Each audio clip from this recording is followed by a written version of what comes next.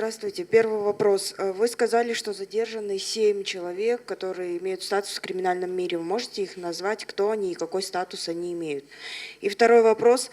Читатели и зрители говорят, что на улицах города нет сотрудников ОВД. С чем это связано? И правда ли, что теперь они не будут... ОБДД, извиняюсь.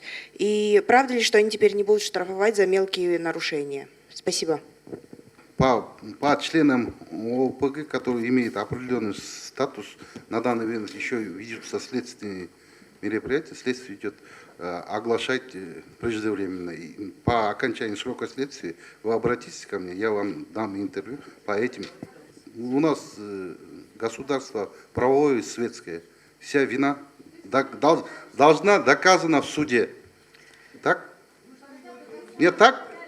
Нет, подождите, они состоят оперативный учет для проведения оперативно-служебных работ. А единственный суд только может определить о том, что он член ОПГ. Никто не может. Поэтому это для оперативного учета состоит. Мы никогда не назвали. Если будете назвать даже вы в судебном порядке, неправильно. Поэтому суд только может определить о том, что он член ОПГ. Поймите правильно. Называть фамилии не будет, то какие статусы задержаны? Статусы, смотрящие за городом Москвой от кыргызской преступного мира, за Нарыном и некоторые райцентры, города. Этот преступный мир имеет свой параллельный мир в нашем государстве, которые ведут противоправные действия.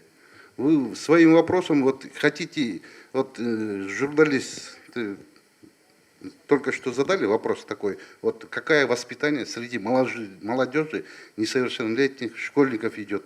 А вот это тоже как будто пропаганда получается. Я так считаю. Их оглашать.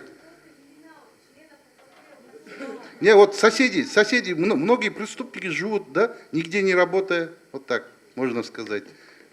Никаких заработков нету, а живут красиво. А некоторые молодежь смотрит на них, и вот так, его огласили, там, в средствах массовой информации, разрекламировали, как говорится. Можно так и жить.